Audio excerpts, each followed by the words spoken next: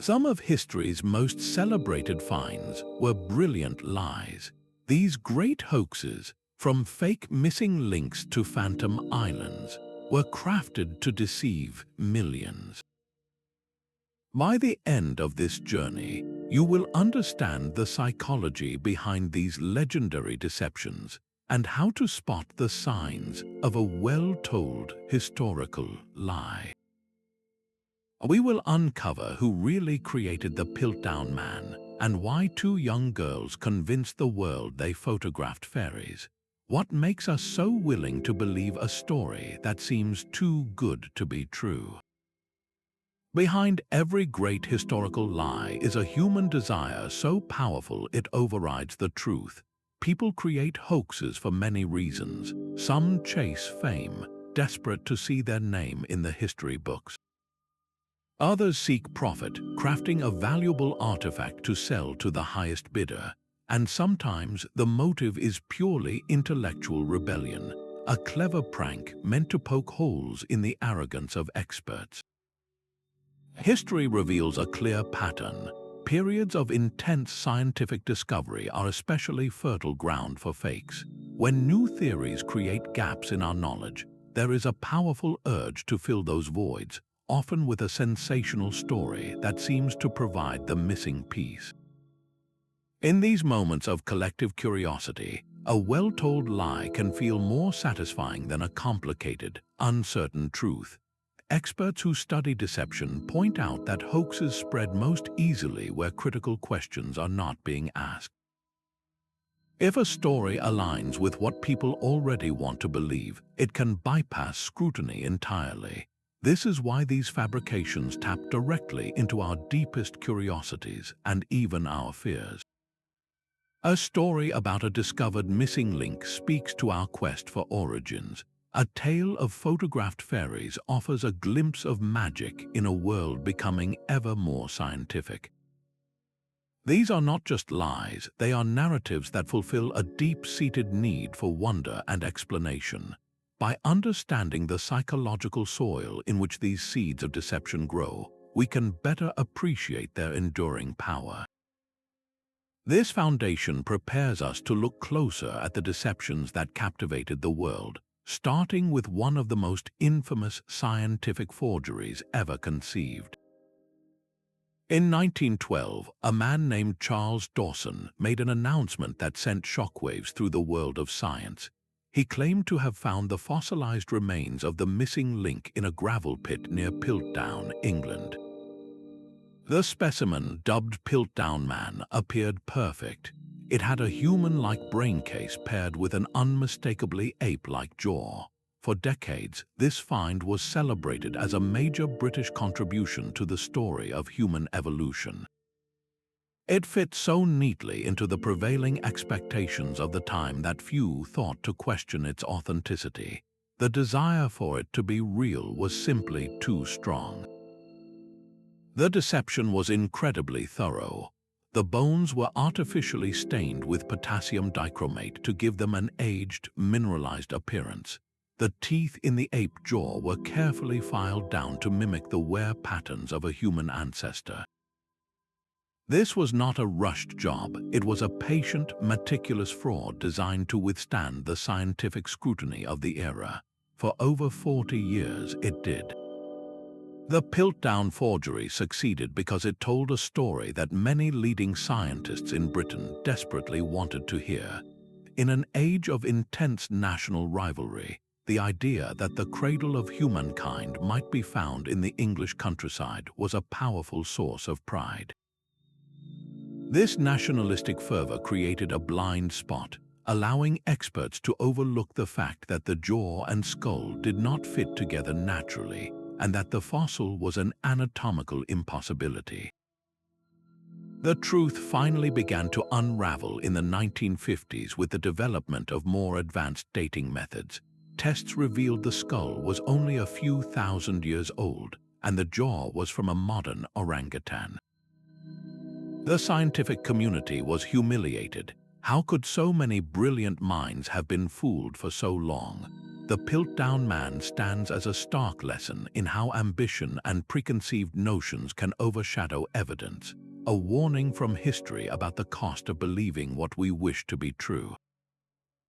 While the Piltdown Forgery aimed to reshape science, another deception tapped directly into the public's appetite for spectacle. In October 1869, workers digging a well behind a barn in Cardiff, New York, struck stone. What they uncovered was not a rock, but what appeared to be a massive petrified man over 10 feet tall, with a serene, almost pained expression on its stony face. News of the discovery spread like wildfire, and soon farmers and city dwellers alike were flocking to the site, paying 50 cents each for a glimpse of the giant. The owner of the property, a man named William Newell, was hailed as incredibly lucky, but the luck was entirely manufactured.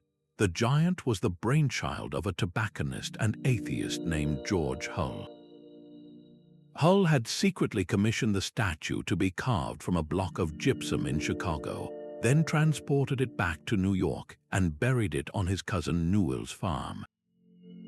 His motive was not just profit, but a deep-seated desire to poke fun at religious fundamentalists, particularly a Methodist preacher he had argued with who insisted on a literal interpretation of biblical giants.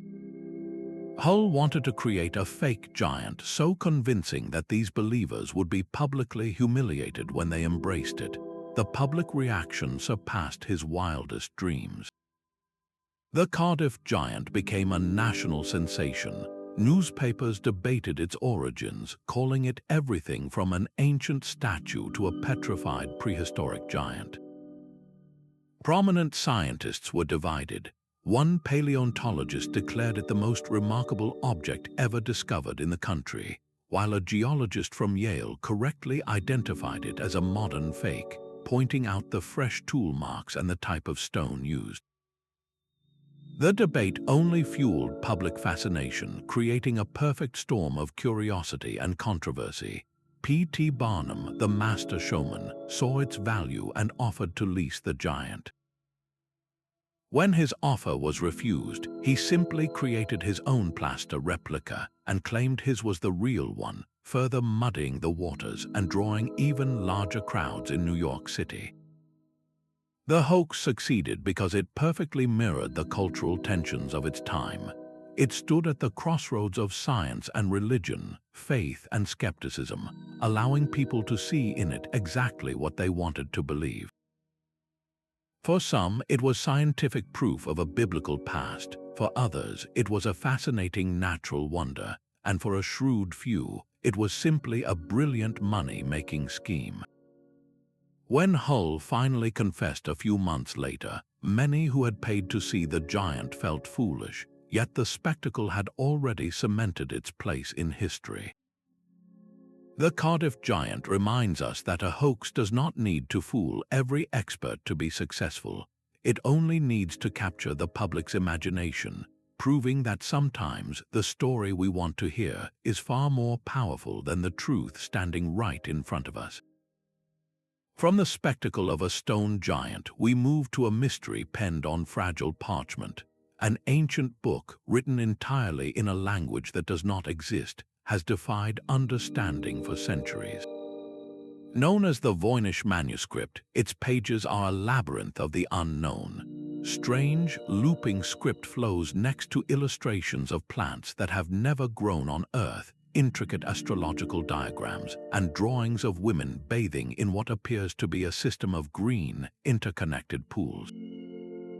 Since its modern rediscovery in 1912 by a Polish book dealer named Wilfred Voynich, this volume has become the ultimate puzzle, a siren call for the world's greatest code breakers. Even the brilliant cryptanalysts who cracked Nazi codes during the Second World War turned their minds to this book, and all of them failed. The manuscript's utter resistance to decipherment is what fuels its enduring legend. Without a key to its contents, the void of meaning has been filled with extraordinary theories. Some claim it is the work of a lost civilization, or a lone genius like Roger Bacon. Others suggest it was written by aliens or that it is a grimoire of forgotten magic. The most compelling theory, however, is also the simplest, that the Voynich manuscript is a magnificent and deliberate fraud. The concept is both brilliant and audacious. Imagine a clever forger in the 15th or 16th century, perhaps a talented scribe or an alchemist down on his luck. Using a complex but meaningless alphabet of his own invention, he fills a book with cryptic text. He illustrates it with imaginary flora and celestial charts that look learned but are entirely fabricated. He then sells this unique, mysterious book to a wealthy and gullible nobleman who believes he is purchasing a priceless secret of the universe. The buyer is left with an unreadable treasure, and the forger walks away with a small fortune, his deception secured for generations by the very impossibility of his creation. This possibility forces a difficult question.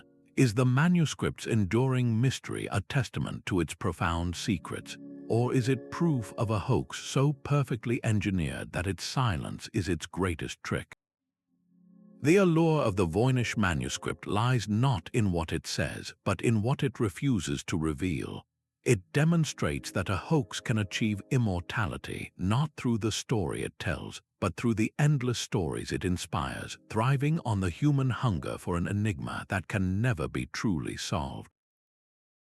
The same human yearning for magic that made the Voynich manuscript so compelling would soon find a new home, not in a cryptic book, but in a sun-drenched English garden. In 1917, in the village of Cottingley, two young cousins presented the world with something extraordinary.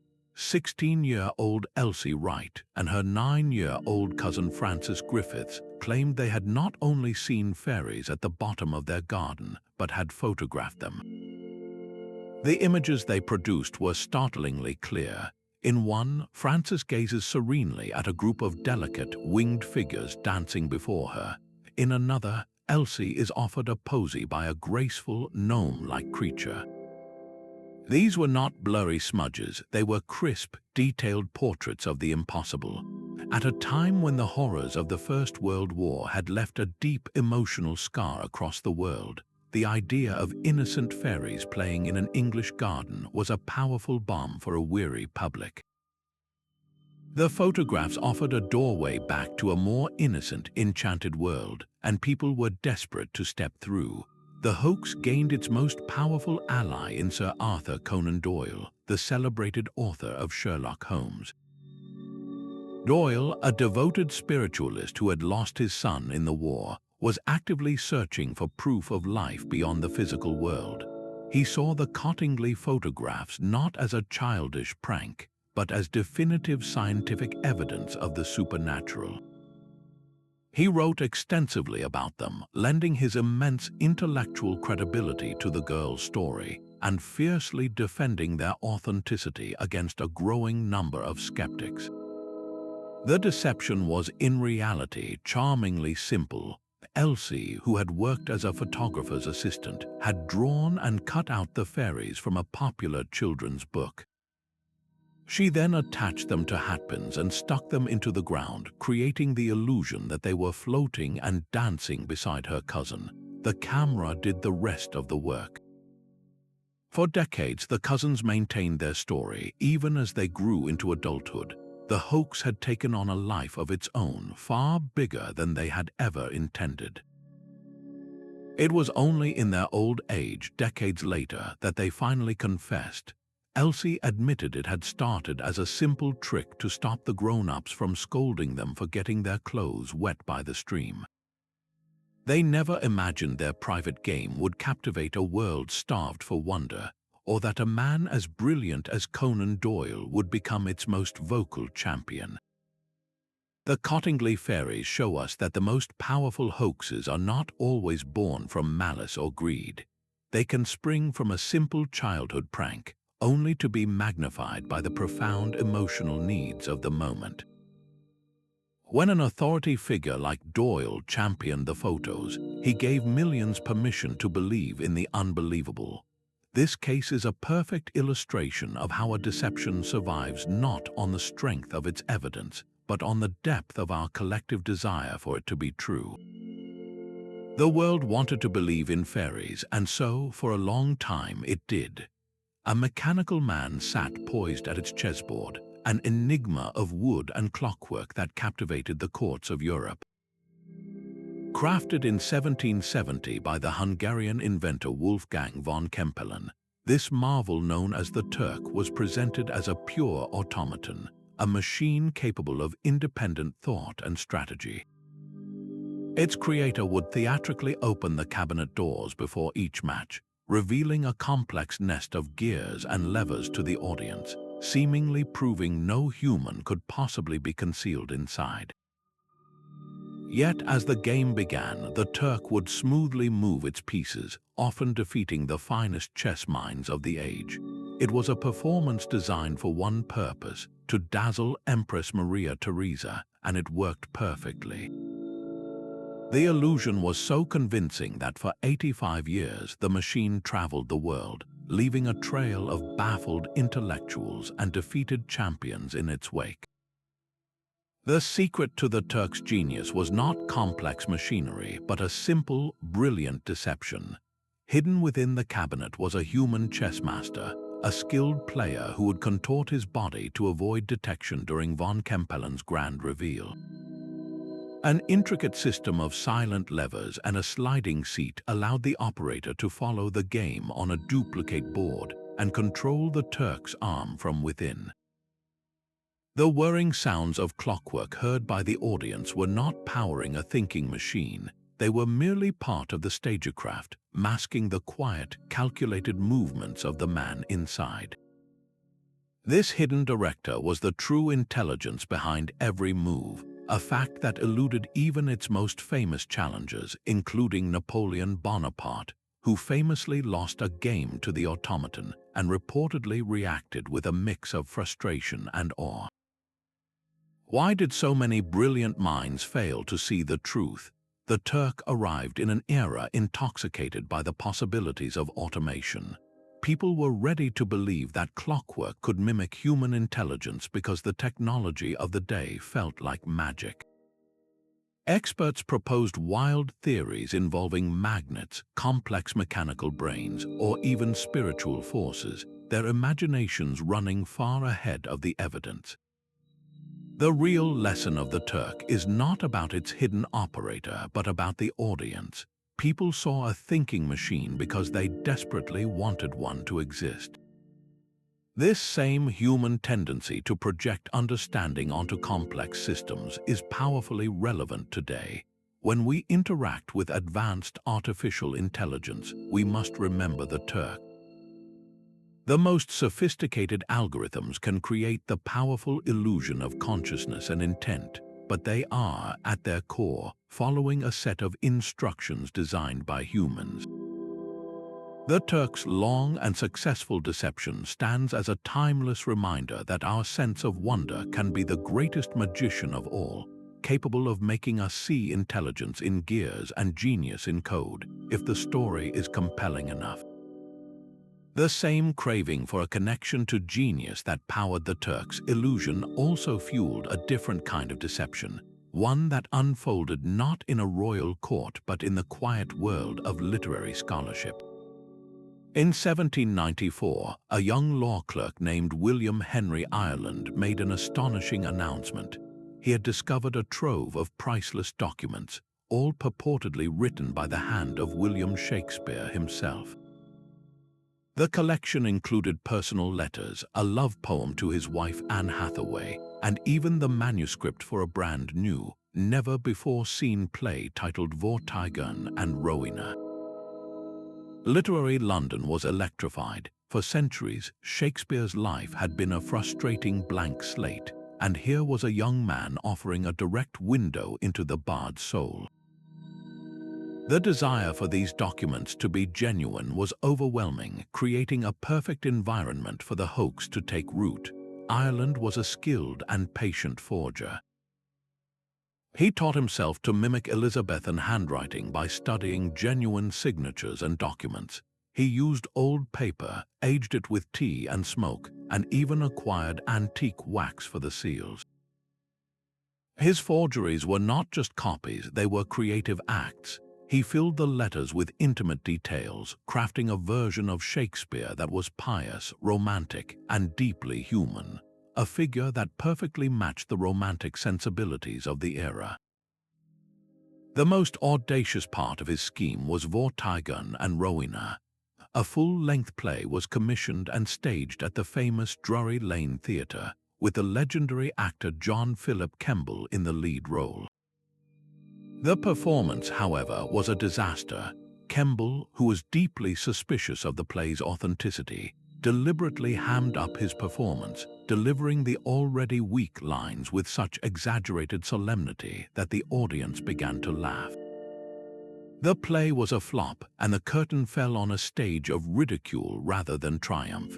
The intellectual foundation for the hoax's collapse had already been laid by the scholar Edmund Malone.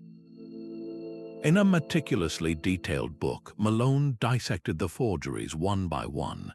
He pointed out anachronistic language, historical inaccuracies, and stylistic flourishes that were completely unknown in Shakespeare's time. The love letter to Anne Hathaway, for instance, contained words and phrases that simply did not exist in the Elizabethan lexicon. Malone's work was a masterclass in critical analysis, systematically dismantling the fantasy that so many had been eager to embrace. Ireland's motives were complex. He later confessed that a deep desire to win the approval of his father, a passionate Shakespeare enthusiast, was a primary driver. He had watched his father's reverence for the bard and crafted a gift he believed would finally earn him the recognition he craved. The success of his initial forgeries, however, fed a new hunger for fame, pulling him into an ever-deepening web of lies that culminated in the disastrous play. The Ireland forgeries stand as a powerful lesson in the psychology of belief. They reveal how our reverence for cultural icons can create a collective blind spot, a willingness to overlook glaring errors in the hope of touching genius. When we want something to be true, our critical faculties often take a back seat to our emotions. This confirmation bias is the forger's greatest ally, a reminder that the most convincing story is often the one we are already longing to hear. Across the Atlantic, another hoax was taking root in the fertile soil of American identity. In the late 1800s, the state of Michigan became the epicenter of a series of bizarre archaeological discoveries. Farmers and amateur diggers began unearthing strange objects, from clay tablets covered in mysterious symbols to copper tools and pipes, all supposedly buried in ancient burial mounds. What made these Michigan relics so sensational was their inscriptions. They were covered in what appeared to be a mix of ancient languages, including Egyptian hieroglyphs and cuneiform, seemingly telling a story of a lost civilization from the Near East that had settled in the Americas long before Columbus. The narrative was irresistible, suggesting that biblical peoples had crossed the ocean, bringing their culture to the heartland of North America. This idea tapped directly into two powerful currents of the era: a growing sense of regional pride in the Midwest and a widespread religious fervor that sought physical proof of scriptural accounts in the New World. The artifacts seemed to offer exactly that, a tangible link between the ancient Holy Land and the American soil. The academic community was immediately split. Some archaeologists, upon first inspection, denounced the relics as clumsy fakes. They pointed out the symbols were a nonsensical jumble, copied incorrectly from books available at the time. Yet other respected scholars and public figures passionately defended their authenticity. They argued that these objects were legitimate evidence of a forgotten migration, a theory that, if true, would rewrite the history of the continent. This division among experts gave the hoax a powerful shield, allowing proponents to dismiss critics as closed-minded elitists.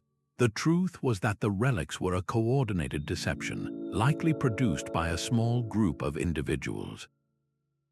They carefully crafted the objects to align with popular books and lectures about lost tribes and transoceanic contact. The hoaxers exploited the very human desire for a grander, more spiritually significant history, one that connected the familiar stories of the Bible to the unfamiliar landscape of America. They were not just selling forged artifacts, they were selling a story that many people were already predisposed to buy. The hoax finally crumbled under the weight of meticulous scientific scrutiny.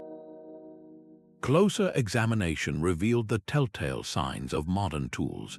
The cuts on the copper tools were too sharp and precise, made by steel implements unavailable to any ancient American civilization. The ceramic tablets showed evidence of being fired in a modern kiln, not an open pit. The final nail in the coffin was the discovery of the source material, contemporary books on ancient languages from which the forgers had directly and often erroneously copied their inscriptions.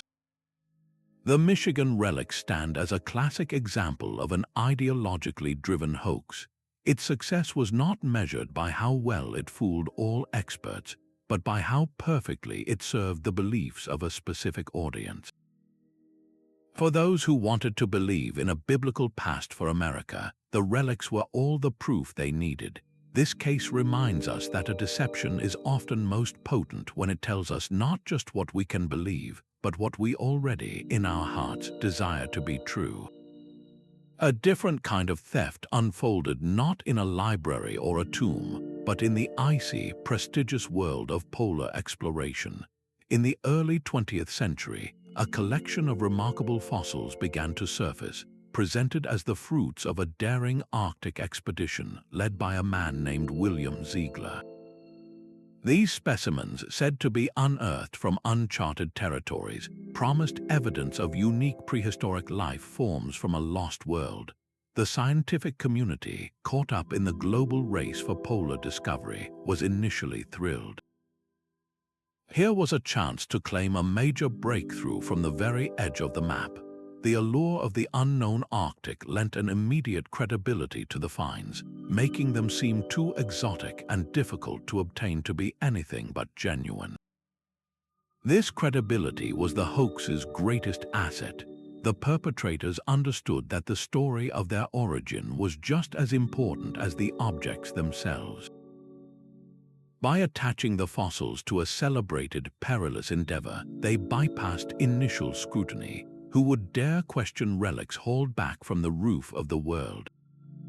The excitement was short-lived. Paleontologists and museum curators, upon closer inspection, began to notice something deeply unsettling. The so-called unique specimens looked strangely familiar. Specific, minute features matched known fossils from established collections.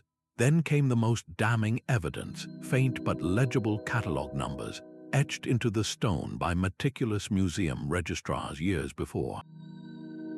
These numbers were the silent ghosts of the fossil's true past, revealing that they had not been wrested from the Arctic ice, but quietly stolen from museum drawers and cabinets.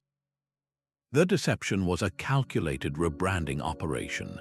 Common fossils, some even on public display, were simply relabeled with a more glamorous and scientifically valuable provenance. The perpetrators were exploiting the intense pressure on scientists and institutions to produce groundbreaking discoveries. In an era where a major find could secure fame and generous funding, the temptation to cut corners or embrace a too-good-to-be-true story was immense. The exposure of the fraud was a triumph of meticulous, almost forensic detective work. Curators became investigators, tracing the stolen items back through a network of theft and forgery. They compared notes across institutions, piecing together a pattern that revealed how the same fossils kept appearing under different, increasingly sensational labels. This hoax serves as a critical lesson in the importance of provenance, the documented history of an object's origin and ownership. It reminds us that in science, as in history, the story of how we found something is just as vital as the find itself. The Ziegler polar fossils stand as a warning that the hunger for discovery can sometimes blind us to the simplest of truths, that not all treasure is found where it is claimed to be, and that sometimes the most revealing clue is not a mysterious marking, but a simple, forgotten number. Deep within the rainforests of the Philippines in the early 1970s, the world was presented with an anthropological dream. A man named Manuel Elizalde, a government official with close ties to the Marcos regime, announced the discovery of a small tribe called the Tasaday. He described them as a people utterly untouched by modern civilization, a Stone Age society living in complete isolation, using simple stone tools, wearing leaf garments, and knowing nothing of agriculture or even basic concepts of hostility and war. The story was an immediate global sensation. Photographs and film footage showed the Tasaday living in idyllic harmony with their jungle environment, their gentle nature presented as a living relic of humanity's innocent past. For a world grappling with industrialization and conflict, the Tasaday seemed to offer a pure, uncorrupted vision of what human life could be. This narrative tapped directly into a powerful and romantic Western ideal, the concept of the noble savage. The Tasaday were portrayed as the ultimate symbol of a people living in perfect balance with nature, free from the greed and violence of the modern world. This was a story that many, including prominent anthropologists and journalists, were emotionally and intellectually primed to believe. It fulfilled a deep-seated nostalgia for a simpler, purer way of life, making it profoundly appealing and, for a time, insulating it from serious critical challenge. The hoax was not merely a lie, it was a carefully staged performance. Later investigations revealed that the Tasaday were likely not an isolated tribe at all, but members of nearby Manobo communities who had been coerced into playing a part. They were instructed to abandon their clothes for leaves, to use only the most primitive tools for the cameras, and to act as if they had never encountered the outside world. Their forest habitat was presented as a pristine wilderness, even though they were known to local farmers and loggers. The entire spectacle was orchestrated by Elizalde, who controlled all access to the group, using the Tasaday to attract massive international publicity and, crucially, substantial funding for his foundation. For years, a fierce debate raged in academic circles. Some anthropologists who visited the tribe defended their authenticity, pointing to their unique language patterns and seemingly genuine lack of knowledge about the modern world. Others noted glaring inconsistencies, such as their surprisingly good health despite an apparent lack of protein sources, and the fact that their language seemed to be a simplified version of a local dialect rather than a truly isolated tongue. The truth began to surface after the fall of the Marcos regime in the 1980s. Journalists and researchers, now able to visit without Elizalde's control, found the Tasaday living in houses, wearing modern clothing, and admitting they had been pressured to act out a role to protect their ancestral lands from logging companies. The entire idyllic narrative crumbled, revealing a much more complex and cynical reality. The Tasaday hoax stands as a sobering lesson in the ethics of representation and the dangers of projection. It was not just a story fabricated for profit, but one crafted to satisfy a cultural fantasy. We were not shown a real people, but a reflection of our own desires for innocence and simplicity. This case forced anthropology to confront difficult questions about its own methods and the power dynamics between researchers and their subjects. It warns us that when we go looking for noble savages, we often stop seeing human beings in all their complex, messy reality. The greatest deception was not that a tribe was fake, but that we so easily believed a story that told us exactly what we wanted to hear about our own lost past. The allure of a dictator's private diary proved irresistible to the world of journalism. In April 1983, the West German news magazine Stern made a stunning announcement, claiming to have secured the personal diaries of Adolf Hitler. The 62 volumes, said to cover the years from 1932 to 1945, promised an unprecedented look inside the mind of one of history's most monstrous figures. The media frenzy was instantaneous and global, with publications vying for the rights to publish excerpts, all captivated by the prospect of uncovering the man behind the myth. The forger behind this monumental deception was a man named Konrad Kujau, a skilled con artist with a history of dealing in Nazi memorabilia. He had painstakingly created the diaries, filling them with banal entries about daily routines, weather, and bland commentary on major political events. Kujau's genius lay in his research and his mimicry. He studied Hitler's known handwriting and speaking patterns, creating a convincing facsimile of the Führer's script and a voice that felt plausibly private and mundane. The diaries did not reveal shocking new atrocities or grand conspiracies. Instead, they offered a strangely humanizing, even boring, portrait that made the unthinkable seem almost ordinary. This very normalcy was part of the hoax power. The initial reaction from historians was sharply divided, a controversy that only fueled public interest. Some respected experts, given limited access by a triumphant Stern, declared the diaries authentic. Their validation was based partly on flawed forensic tests that the magazine had commissioned, tests which were later revealed to be incompetently handled. Other historians, however, detected immediate red flags. They pointed to glaring historical inaccuracies and anachronisms, noting that the paper, the glue, and even the ink contained materials that were not available during the Third Reich. One critic famously remarked that the diaries were so poorly written they were an insult to Hitler's intelligence. The hoax succeeded for a brief, explosive moment because it exploited a profound and enduring fascination. The world remained haunted by the question of how such evil could emerge, and the diaries offered a tantalizing, seemingly direct line to an answer. This desire for a simple explanation, for a peek behind the curtain of absolute power, created a collective suspension of disbelief among editors and historians alike.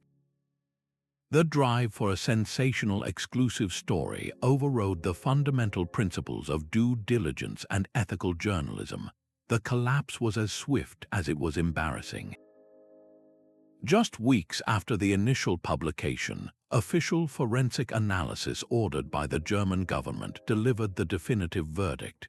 The bindings contained post-war materials, and the ink was modern, having been applied within the last 2 years. The diaries were a complete fabrication. Konrad Kujau and a stern editor were eventually convicted of fraud. The scandal forced a painful re-evaluation across publishing and historical fields, leading to stricter authentication processes and a new wariness of too perfect discoveries. The saga of the Hitler Diaries is a stark lesson in the commerce of history. It demonstrates how the hunger for a world-changing revelation can be manipulated, and how the line between historical inquiry and morbid fascination can be dangerously thin. When the story is big enough, the temptation to believe can eclipse the responsibility to verify. A farmer's plow struck stone in the Minnesota soil, unearthing a mystery that would divide historians for generations. In 1898, Olof Oman discovered a large slab of greywacke covered in strange, angular carvings on his land near Kensington. When translated, the runes told a startling story. A tale of Norse explorers from the 14th century, far inland from any known Viking settlement. The inscription spoke of a journey of exploration and a tragic day when 10 men were red with blood and dead. This was not just a rock, it was a potential rewrite of history, suggesting Vikings had penetrated deep into North America long before Columbus set sail. The discovery ignited a firestorm. For Scandinavian immigrants and their descendants, the Kensington runestone was a source of immense pride. It was tangible proof that their ancestors, not just Southern European explorers, had a foundational role in the American story. It seemed to validate the Icelandic sagas that spoke of voyages to a land called Vinland, pushing that narrative hundreds of miles into the continent's heart. The desire for this validation was a powerful force, one that initially overwhelmed skeptical voices. Linguists, however, soon identified profound problems. The runes used were a peculiar mix, some from a medieval alphabet and others that were not in use until centuries later. The language itself was a strange concoction, filled with modern Swedish constructions and grammatical errors that a genuine 14th century Norseman would never have made. It was as if someone had tried to write Old Norse using a modern dictionary and gotten it slightly wrong. The most compelling evidence for a hoax lay with the discoverer himself. Olof Åhman was a Swedish immigrant, a literate man who could have had access to books about runes. Skeptics proposed that he, perhaps with a friend, carved the stone as a clever prank or an earnest attempt to create a glorious origin story for his community. The fact that it was found in an area heavily settled by Scandinavians seemed too convenient, a patriotic forgery designed for a specific audience hungry for such a narrative. The debate then moved to the laboratory. Scientists analyzed the weathering of the inscription, and here the controversy only deepened. Some studies suggested the carvings were centuries old, their edges softened by time. Others pointed to the sharp, unweathered grooves as clear signs of a recent creation. This scientific stalemate allowed the legend to endure. Without a definitive verdict, people were free to believe what they wanted, and many wanted to believe in the stone. The Kensington runestone's power lies in its unresolved status. It is a hoax that refuses to die, not because the evidence for it is strong, but because the story it tells is so deeply embedded in cultural identity. It challenges us to ask a difficult question: when does a historical claim stop being about evidence and start being about belief? This stone reminds us that the past is not just a collection of facts, but a narrative we use to define ourselves, and sometimes we cling to the most appealing story long after the facts have cast their doubt. From the frozen Arctic to the humid tropics, the 19th century's hunger for the bizarre found its ultimate expression in a cramped New York exhibition hall. There, behind a glass case, lay one of P.T. Barnum's most infamous attractions, the Fiji Mermaid. This grotesque artifact was a masterwork of anatomical absurdity, a stitched-together creature featuring the desiccated torso and head of a young monkey crudely attached to the tail of a fish. Its wizened, snarling face and contorted form were more nightmare than myth, yet it drew endless lines of paying customers, all desperate for a glimpse of a legend made flesh. Barnum, the unrivaled master of spectacle, understood that the public's desire to believe did not require a beautiful illusion, only a compelling one.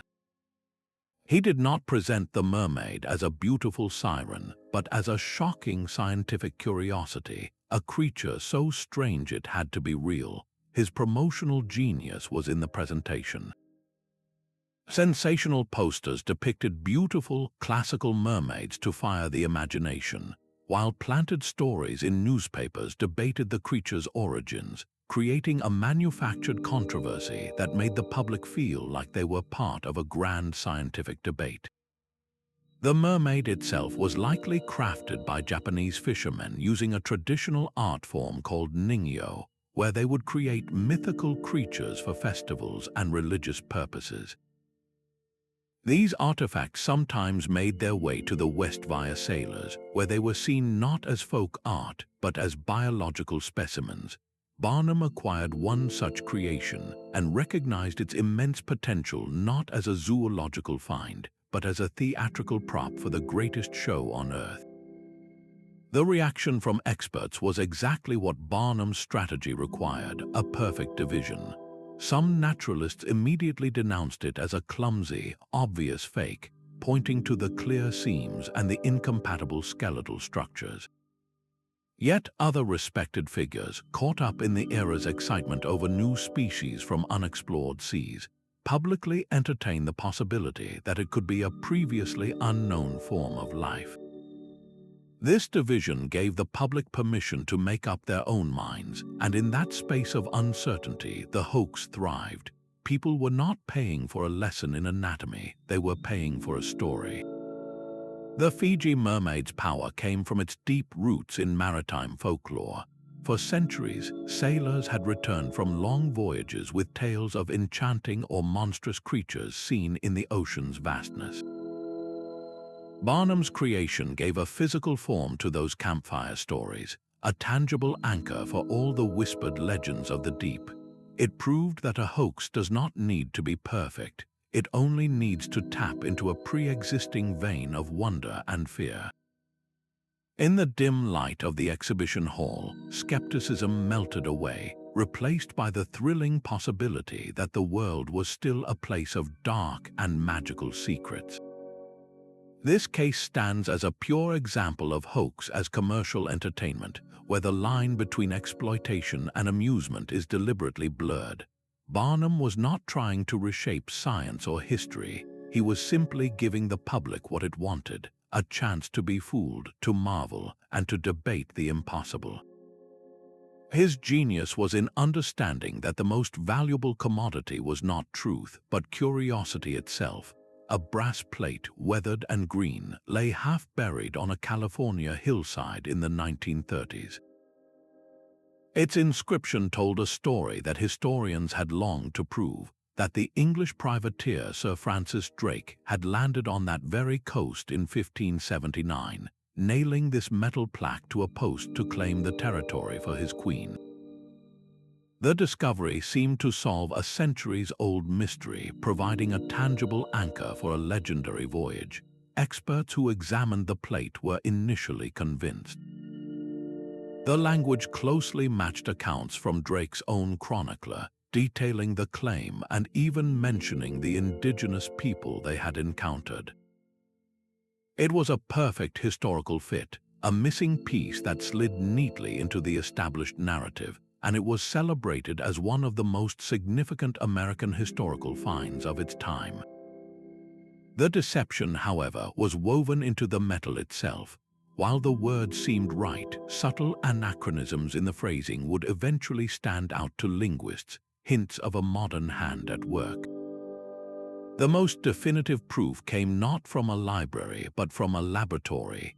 Advanced metallurgical analysis revealed the plate was not made from 16th century brass, but from a 20th century alloy. The manufacturing technique was also a giveaway. The plate had been rolled by modern machinery, not hand-hammered in the way of Elizabethan craftsmen. This was not a relic from the age of exploration. It was a contemporary creation, carefully aged and planted for someone to find. The motive behind the hoax was likely a blend of local pride and intellectual mischief.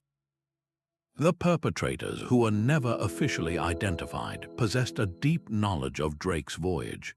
They used that knowledge not to illuminate history, but to create a plausible fake, one designed to gratify a community eager to cement its place in the national story and to test the experts who were so quick to authenticate it. The exposure of the Drake plate was a pivotal moment for historical research, forcing a new collaboration between the archive and the lab. It proved that documentary evidence alone was not enough, that every artifact must also withstand the scrutiny of hard science. This case stands as a clear warning that the most dangerous forgeries are not the outlandish ones, but those that tell us a story we are already primed to believe, because they use our own knowledge against us, crafting a truth just plausible enough to bypass our deepest suspicions. A grainy black and white photograph taken in 1934 became the cornerstone of a modern myth. It showed a long neck and a small head rising from the dark waters of Scotland's Loch Ness, an image that seemed to capture a surviving plesiosaur. This picture, known as the surgeon's photograph, was not a blurry glimpse but a clear, startling portrait of the impossible. It single-handedly transformed local folklore into a worldwide sensation, drawing treasure hunters, scientists, and countless tourists to the remote Scottish lake. The desire to believe in a real-life monster was suddenly given a face, and the world eagerly embraced it. Decades later, the truth behind the iconic image was revealed to be almost comically simple. The monster was not a prehistoric reptile, but a toy submarine bought for a few shillings. The men behind the hoax, including a big game hunter named Marmaduke Wetherell, attached a sculpted head and neck to the toy and photographed it in the water. Wetherell had a motive. He was seeking revenge after being publicly ridiculed for his earlier, failed attempts to find the creature. The surgeon's photograph was his clever retaliation, a prank designed to make the experts who had mocked him look foolish. It worked far better than he ever intended. The photograph's power lay in its perfect timing. The 1930s were a golden age for newspaper scoops and sensational stories. Editors knew that a clear picture of a monster would sell millions of copies, and they published it with triumphant headlines. This media frenzy created a feedback loop. The more the photo was published, the more credible it seemed, which in turn inspired more people to come forward with their own dubious sightings. The hoax fed a growing industry built around the myth, from boat tours to souvenir shops, giving the local economy a powerful incentive to keep the legend alive. Scientific explanations, however, consistently dismantled the fantasy. Biologists pointed out that a breeding population of large creatures could not survive in the Loch's nutrient-poor environment. There simply was not enough food to support them. Geologists added that the lake was formed only 10,000 years ago, far too recently for a population of prehistoric reptiles to have become trapped and survived. Sonar surveys of the vast, deep lake found no trace of any large, unknown animal. The evidence for a monster was entirely absent, but the evidence for its cultural power was everywhere. So why does the legend of Nessie persist with such strength? The answer lies in the human need for mystery. A dark, deep lake is a perfect canvas for our imagination. Every strange wave or floating log becomes a potential encounter with the unknown. The story is kept alive not by evidence, but by a communal act of storytelling, where each new generation adds its own chapter. The Loch Ness Monster demonstrates that a hoax can transcend its origins to become something larger, a modern myth that fulfills our longing for a world where magic and mystery still linger in the shadows, waiting to be discovered. A rancher named Mac Brazel found strange wreckage scattered across his New Mexico field in the summer of 1947. The materials were unlike anything he had ever seen. A foil-like substance that snapped back to its original shape and lightweight beams marked with mysterious symbols. When he reported his find, the local military base issued a stunning press release, announcing the recovery of a crashed flying disc. For one brief day, the world believed the government had confirmed an alien visitation. Then the story changed. Officials swiftly retracted their statement, claiming the debris was merely from a downed weather balloon. This sudden reversal did not end the speculation, it ignited it. The official explanation felt too neat, too convenient, and in the shadowy climate of the early Cold War, public trust was already paper-thin. The Roswell incident was no longer about a rancher's discovery. It had become a litmus test for governmental honesty. Decades later, the hoax would be meticulously constructed, piece by fabricated piece. In the 1990s, a film surfaced purporting to show the military autopsy of a recovered alien being. The creature was a grotesque figure with a large head and slender limbs, a form that had already become the standard image of an extraterrestrial in popular culture. The footage was compelling, but it was also a complete fake. later revealed to have been created using modified dolls and clever special effects. Other hoaxes came forward with tales of seeing alien bodies or handling otherworldly technology, their stories weaving a complex tapestry of lies that transformed a simple military project into an intergalactic cover-up. The truth, when it was finally declassified, was both more mundane and deeply rooted in the tensions of the era. The wreckage was not from a weather balloon, but from a top-secret program called Project Mogul. This was a highly classified effort to use high-altitude balloons to monitor the atmosphere for sound waves from Soviet nuclear tests. The strange materials and exotic-looking components were designed for espionage, not extraterrestrial travel. The government's initial secrecy was not to hide aliens, but to protect a vital intelligence operation from a new and dangerous adversary. So why does the Roswell myth endure with such force, even after the facts have been laid bare? The answer lies in the powerful collision of official secrecy and human imagination. When authorities are not fully transparent, they create a vacuum, and into that vacuum rush our deepest fears and wildest speculations. The story of a government hiding alien bodies is not just a tale of visitors from another world. It is a narrative about power, control, and the fear that we are not being told the whole truth. Roswell demonstrates that a hoax does not need to be built on physical evidence alone. It can be sustained by a potent mix of distrust and the timeless human desire to believe that we are not alone in the cosmos. There is a profound difference between a hoax that plays on wonder and one that weaponizes fear. In the early 20th century, a document emerged from the shadows of Tsarist Russia that would cast a long and terrible shadow across the world. It was called the Protocols of the Elders of Zion. This text claimed to be the secret minutes of a meeting where Jewish leaders plotted to control the world's economies, media, and governments. It was not a playful fantasy, it was a blueprint for hatred designed to give a fictional face to ancient prejudices. The narrative it presented was chillingly systematic, detailing a step-by-step conspiracy for global domination that preyed upon the anxieties of a changing modern world. It offered a simple, sinister explanation for complex social and economic problems, and for those looking for a scapegoat, it was a perfect fit. The power of this lie was not in its originality, but in its cynical construction. Historians later uncovered its true origins, tracing its passages to a French political satire from the 1860s that had nothing to do with Jewish people. That earlier work, A Critique of Napoleon III, was plagiarized and twisted, its fictional conspirators replaced with a malicious caricature of Jewish elders.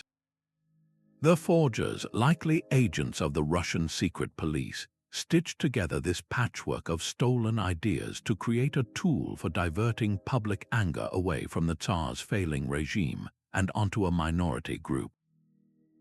The document was riddled with factual errors and anachronisms, but its proponents ignored these flaws because the story it told was more important to them than the truth. Despite being thoroughly debunked by journalists and scholars as early as the 1920s, the protocols took on a life of their own. They were translated into dozens of languages and spread across the globe, providing a pseudo-intellectual justification for pogroms, persecution, and ultimately the Holocaust.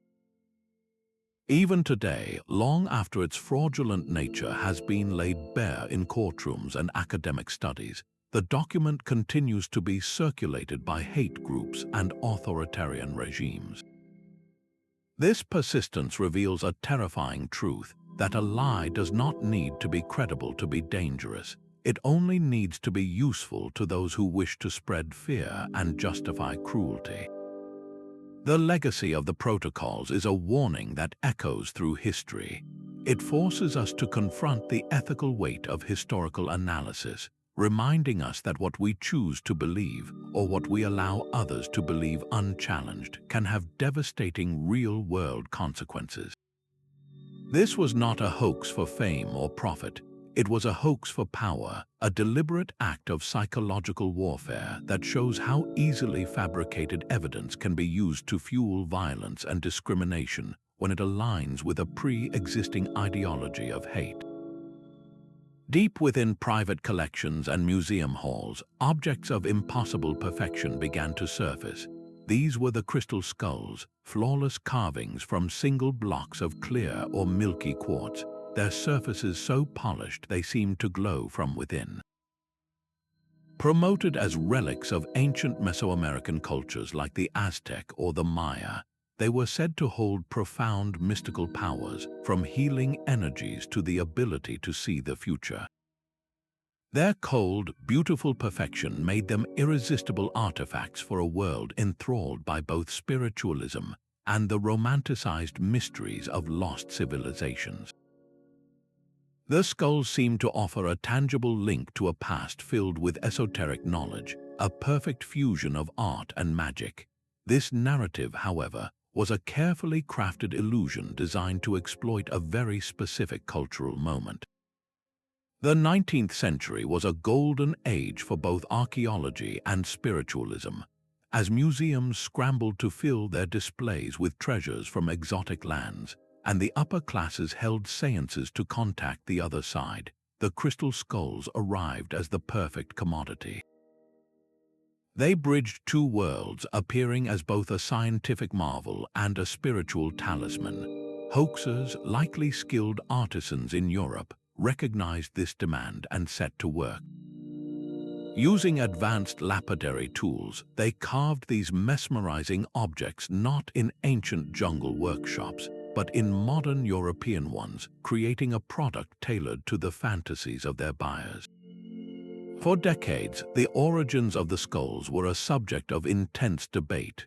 Some archaeologists, captivated by their beauty, argued passionately for their authenticity, suggesting they were masterpieces of pre-Columbian craftsmanship, perhaps used by high priests for divination.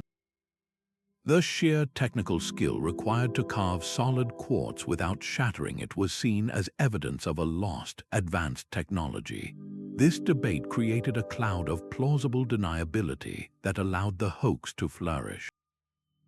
Collectors paid vast sums for these objects, and they became centerpieces in stories of cursed expeditions and psychic phenomena, their legend growing with each retelling. The truth was ultimately uncovered not in a library but in a laboratory. When researchers examined the skulls under high-powered microscopes, they found the telltale signs of modern industry. The surfaces were covered in perfectly symmetrical, microscopic grooves that could only have been made by high-speed rotary wheels, tools that did not exist in the Americas before European contact. Ancient Mesoamerican artisans carved using abrasives like sand and water, a painstaking process that leaves a distinct, irregular mark. The flawless symmetry and deep, precise drill holes in the skulls were a dead giveaway, a silent confession of their 19th century origin. The exposure of the crystal skulls is a powerful lesson in the necessity of collaborative, interdisciplinary research. It took the sharp eyes of geologists, the precise tools of materials scientists, and the contextual knowledge of archaeologists working together to dismantle the fantasy. This case underscores that in the fight against deception, science and history must be allies. Beyond the technical fraud, the hoax reveals a deeper, more troubling pattern of cultural exploitation.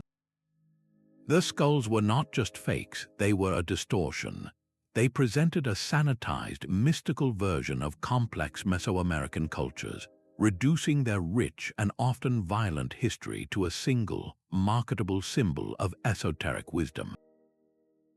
The real deception was in selling a romanticized fiction that overshadowed the true and equally fascinating reality of the past.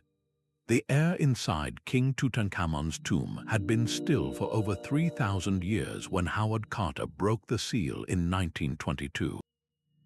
What followed the discovery of such magnificent treasure, however, was not just global fame but a creeping dread.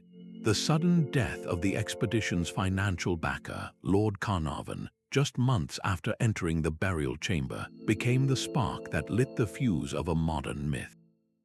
Newspapers, hungry for a sensational angle, quickly reported a mysterious curse, claiming that an inscribed clay tablet warned death would come on swift wings to those who disturbed the pharaoh's rest. This single, unverified report was the seed from which a monstrous legend grew, a story so compelling it would eclipse the reality of the archaeological work itself. The narrative of a pharaoh's vengeance was a story the public was primed to believe. It tapped directly into Western fascination with a mysterious and exotic Egypt, a land often portrayed in popular fiction as a place of ancient magic and unspeakable curses. When other individuals connected to the tomb died in the following years, each death was eagerly added to the curse's tally, despite the fact that most had clear, natural causes. Lord Carnarvon died from blood poisoning following an infected mosquito bite, a tragic but medically straightforward event. The majority of the excavation team, including Howard Carter himself, lived to a ripe old age, a fact often conveniently omitted from the most dramatic retellings. Hoaxers and sensationalist writers saw an opportunity and leaned in, fabricating additional curse inscriptions and embellishing anecdotes of strange occurrences. They created a self-perpetuating cycle where every coincidence was reinterpreted as causation, and every natural death was twisted into evidence of a supernatural force. The power of the story was simply too strong to be derailed by mere facts. Why did this particular hoax cling so tenaciously to the public imagination? It offered a simple, thrilling explanation for a series of random, unfortunate events. In a world still grappling with the limits of science, the idea of an ancient, malevolent intelligence provided a satisfying, if frightening, sense of order. It transformed the chaotic nature of life and death into a deliberate narrative of punishment and retribution. The real curse of Tutankhamun's tomb was not a supernatural force, but the human tendency to weave patterns from randomness, to see a story where there is only circumstance. This enduring legend stands as a powerful lesson in how easily facts can be molded by fear and fantasy, and how a good story, once told, can become more real than the truth it obscures. A single sheet of yellowed parchment seemed to rewrite the story of the New World. The Vinland Map, unveiled to the public in 1965, depicted a startlingly accurate Western landmass labeled as Vinland, a place described in Norse sagas. Here was a map from the 15th century, decades before Columbus sailed, that appeared to show a part of North America. For many, it was the ultimate validation, a cartographic smoking gun proving Vikings had not only reached but also mapped the continent. The desire for this to be true was immense, offering a tangible link between European exploration and the Viking legends that had long been considered mere folklore. The academic world fractured instantly. Some of the most respected historians and curators embraced the map as a landmark discovery, a document that would finally settle a centuries-old debate. They argued its style and annotations were consistent with medieval knowledge, and its existence provided a plausible channel through which information about the Western lands could have reached later explorers like Columbus. The map fit a narrative that many wanted to be true, a story of Norse precedents that challenged traditional historical timelines. Yet from the beginning, other experts voiced deep skepticism. They pointed to subtle but critical stylistic inconsistencies. The rendering of Greenland was oddly precise for a medieval map, and the Latin script contained peculiar phrasing that felt anachronistic. The ink itself became the center of the controversy. While it looked appropriately faded to the naked eye, chemical analysis would eventually tell a different story. Researchers discovered that the black lines contained a compound called anatase, a specific form of titanium dioxide that was not commercially available until the 1920s. This modern pigment was the hoax's fatal flaw, a silent witness to its 20th century origin. The forger had been brilliantly clever, using a genuine medieval manuscript for the cover and binding, and then inserting the fabricated map to lend it credibility. The motive remains shrouded in mystery. Was it an attempt to reshape history by a scholar with a specific agenda? Or was it an elaborate, intellectual prank designed to embarrass the very experts who so desperately wanted to believe in a pre-Columbian map? The deception succeeded for a time because it exploited a scholarly yearning for a clear, elegant solution to a complex historical puzzle. The exposure of the Vinland map is a testament to the evolving tools of truth. Where the human eye, clouded by hope and expectation, saw authenticity, the unblinking gaze of a microscope revealed a modern intruder. This case stands as a critical lesson in the authentication of history, reminding us that the most convincing forgeries are those that tell us exactly what we have always wanted to hear, and that sometimes the paper itself is less fragile than the story we are so eager to believe. A grainy black and white film from 1995 showed a chilling scene. In a stark operating room, two figures in protective suits probed the corpse of a strange being with a large head and slender limbs. This was the alien autopsy film, presented as classified footage from the Roswell incident, and for a time, it convinced millions they were seeing absolute proof of extraterrestrial life. The filmmaker behind the deception, Ray Santilli, claimed he had acquired the film from a retired military cameraman, a story that gave the footage an immediate aura of secret, insider truth. The presentation was key to its success. The shaky camera work, the dated film quality, and the clinical setting all mimicked the style of genuine government documentation, creating a powerful illusion of authenticity. Yet for those who looked closer, the cracks were everywhere. Forensic experts noted the creature's anatomy made no biological sense, with internal organs that seemed randomly placed and lacked any coherent system. Film analysts spotted that the lighting was inconsistent, suggesting multiple light sources in a room supposedly set up for a single, clandestine recording.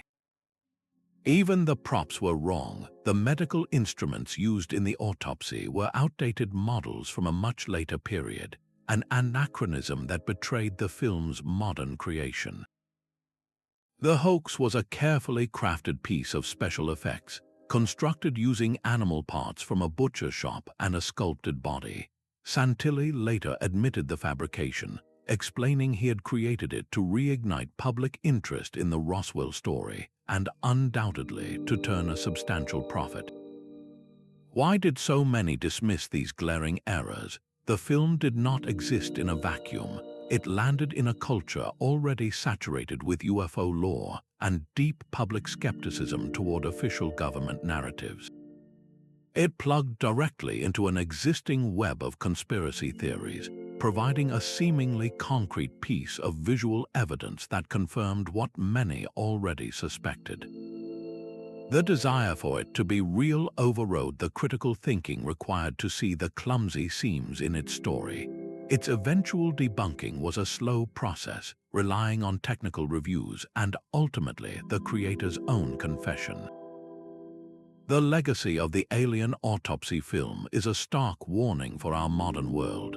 It demonstrates that in an age of increasingly sophisticated media, a convincing presentation can often outweigh factual substance. This single hoax underscores a vital need for critical media literacy, the ability to question the source, to analyze the context, and to understand that what we see is not always what is real. A piece of linen bearing the faint, ghostly image of a crucified man has been called the most studied artifact in the world. For centuries, the Shroud of Turin was venerated by millions as the actual burial cloth of Jesus Christ, its mysterious imprint a silent witness to the resurrection. The sheer power of this belief created an aura around the cloth that seemed to defy scientific inquiry, placing it on a pedestal beyond the reach of mere evidence. This fragile textile became the ultimate test of faith against facts, a spiritual puzzle that many believed would never be fully solved. The turning point arrived in 1988, when the Vatican permitted a rigorous scientific examination. Tiny samples from the shroud were sent to 3 independent laboratories in Oxford, Zurich, and Tucson for radiocarbon dating.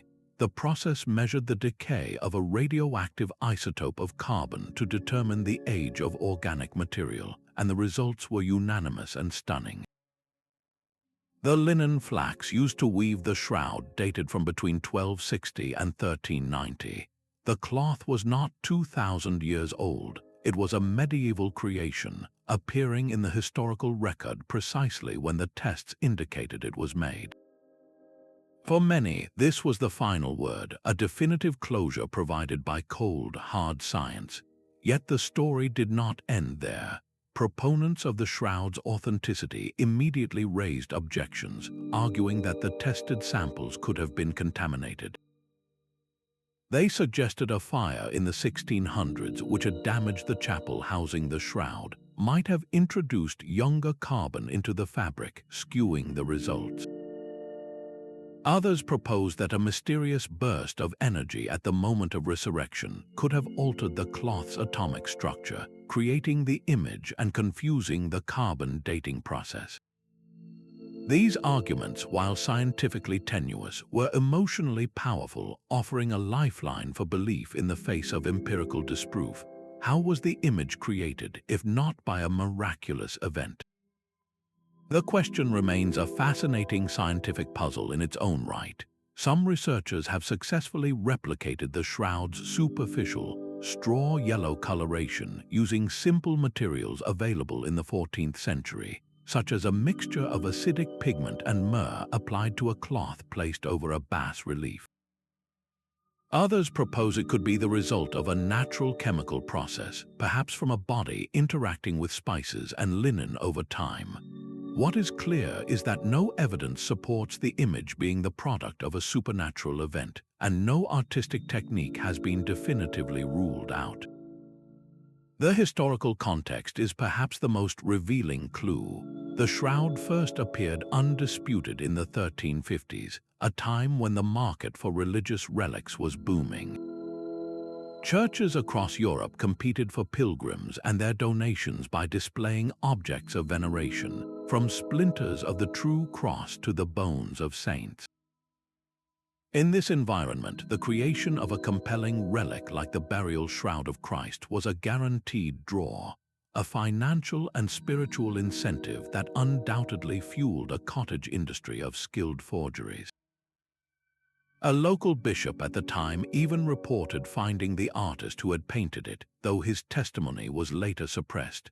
The enduring power of the Shroud of Turin lies not in its provenance, but in its profound symbolism. It represents a collision between 2 different ways of knowing the world, one based on empirical measurement and the other on spiritual conviction. For those who believe, the carbon dating is simply an inconvenient data point, an error to be explained away. The shroud's true authenticity, they would argue, is found not in a laboratory but in the heart. This emotional resonance is what allows the debate to persist, proving that a hoax wrapped in faith can withstand almost any factual assault, because its value was never really about history, but about hope. A new kind of pyramid scheme emerged not in the deserts of Egypt, but in the rolling hills of Bosnia. In the early 2000s, a man named Semir Osmanagic looked at the natural, pyramid-shaped hill known as Visochika and saw something no one else had, the work of a lost civilization. He declared it the oldest and largest pyramid in the world, built by an advanced culture over 10,000 years ago. The announcement was a media sensation, promising to rewrite human history and place Bosnia at the center of an ancient, glorious past. For a region still healing from war, this narrative of a majestic heritage was a powerful tonic, a source of immense national pride that many were eager to embrace. Osman Nagic, an amateur archaeologist with a background in business, launched a massive promotional campaign. He attracted international volunteers and significant funding, turning the site into a bustling tourist attraction almost overnight. The project was framed as a brave challenge to the stale orthodoxies of mainstream archaeology, a story of an underdog uncovering a truth that elitist academics had missed. This narrative proved incredibly effective, creating a loyal following that saw any criticism not as scientific debate, but as an attack on Bosnian identity itself. The global scientific community, however, responded with a unified and unequivocal verdict. Teams of geologists, archaeologists, and other experts examined the site. Their findings were clear and repetitive. The hills were entirely natural geological formations, common sedimentary structures known as flatirons. The excavations, far from revealing polished stone blocks or hidden chambers, unearthed only natural rock and sediment. There were no artifacts, no tools, no signs of construction, and no evidence of any lost civilization. The professional consensus was absolute. The Bosnian pyramids were a complete fiction. Yet the hoax did not die. It simply moved its foundation from physical evidence to online communities and emotional appeal. Supporters dismissed the rigorous surveys as part of a conspiracy to suppress a world-changing discovery. They argued that the scientists were biased, that their methods were flawed, and that the sheer grandeur of the idea was proof enough. This case is a textbook example of pseudo-archaeology, where the desire for a specific outcome overrides established methods of inquiry. It shows how personal ambition, when combined with cultural pride and the economic incentive of tourism, can fabricate a history that feels more compelling than the truth. The persistence of the Bosnian pyramid myth, long after its exposure, serves as a modern warning. In an age of information, a compelling story can still bypass the hard work of verification, proving that the most durable lies are not those built on evidence, but those built on hope. A prospector's pan could hold a fortune or a carefully laid trap. The California gold rush was not just a story of lucky strikes and sudden wealth. It was also a breeding ground for one of the most ruthless financial deceptions of the era, the salting scam. Unscrupulous individuals would take a played-out or completely barren mine and carefully seed it with tiny flakes of genuine gold dust. They scattered these precious particles in the soil, embedded them in the walls of a tunnel, or even mixed them into the water used to wash sample ore.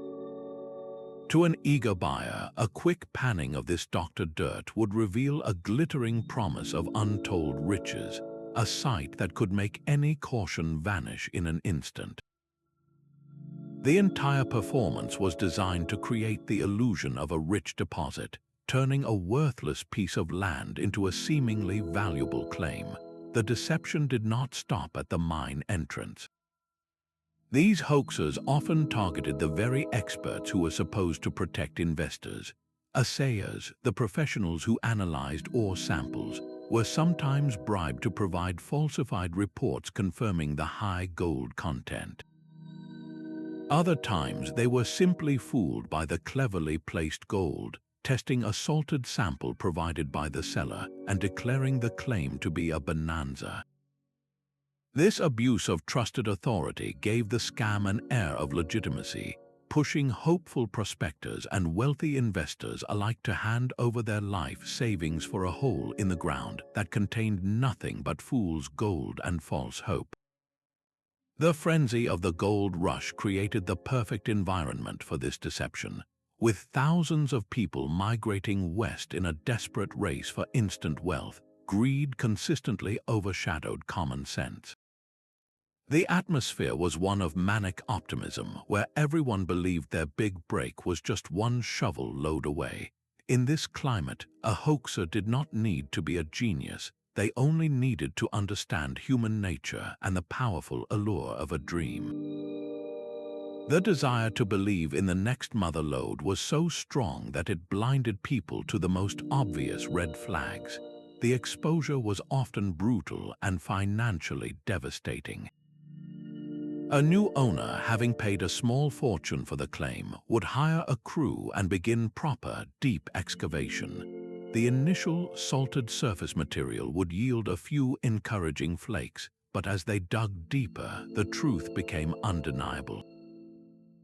The gold simply vanished. The vein was a phantom. The mine was a dud. The realization of financial ruin would dawn slowly, followed by bitter anger and a flurry of lawsuits that clogged the local courts. These legal battles and the sheer number of victims eventually forced reforms in mining law, establishing stricter requirements for verifying claims and holding sellers accountable for their representations. The salting scams of the gold rush demonstrate how an economic boom can become a hoaxer's paradise. They reveal a simple, cruel formula where desperation and optimism are the key ingredients for deception. This was not a victimless crime, it was a calculated exploitation of hope, a reminder that when a dream is for sale, the price is often far higher than it seems. A quiet library holds secrets far stranger than fiction, yet sometimes the most chilling tales are the ones we tell ourselves. Among the leather-bound volumes, a persistent rumor whispers of books cloaked in human skin. This practice, known as anthropodermic bibliology, has long been presented as a dark art, with stories claiming that the skin of executed criminals or unclaimed medical specimens was used to bind volumes as a final, grotesque punishment or a morbid trophy. The idea taps directly into our fascination with the macabre, transforming quiet reading rooms into galleries of Gothic horror. For generations, these stories were accepted as fact, their unsettling premise giving them a powerful, viral quality. The truth, however, is far less sensational and reveals much about how a good story can eclipse reality. Scientific advancements have given us the tools to confront these legends directly. Librarians and historians, armed with a process called peptide mass fingerprinting, began to systematically test these suspect bindings. This technique acts like a material fingerprint, analyzing the unique protein sequences in the leather to determine its origin. The overwhelming majority of books tested, from private collections to major university libraries, were found to be bound in common animal leather, most often from sheep or goats. The shocking narrative of a human skin binding was, in almost every case, a myth. There are a handful of verified exceptions, but their origins are profoundly different from the popular legend. These authentic anthropodermic bindings typically stem from the 19th century medical field, where a person might will their body to science with a specific request for their skin to be used in this manner. In these contexts, the act was not one of punishment but of donation, a lasting connection between a respected doctor and his patient, or a bequest from a scholar to his field. The deception we face today did not begin with a malicious forger, but with a misinterpreted ledger entry or an exaggerated anecdote. A note in a catalogue describing a binding as being fine, like skin, could be misread over time. A sensational story told by a tour guide to captivate visitors would be repeated as fact, slowly cementing a fiction into the historical record. The hoax thrives because it plays on a universal human curiosity about death and the taboo. We are drawn to the idea that a piece of a person's story could be preserved in such an intimate, physical way, and that allure is powerful enough to bypass our critical thinking. This case is a powerful lesson in the importance of confronting our fascinations with evidence. It reminds us that the most gripping narratives are often the ones we should question most fiercely, and that the real story, once uncovered, is frequently more complex and more human than the shocking lie it replaces. Two men lay dead on a Brazilian hilltop, their faces shielded by strange lead masks. The year was 1966, and the scene was baffling.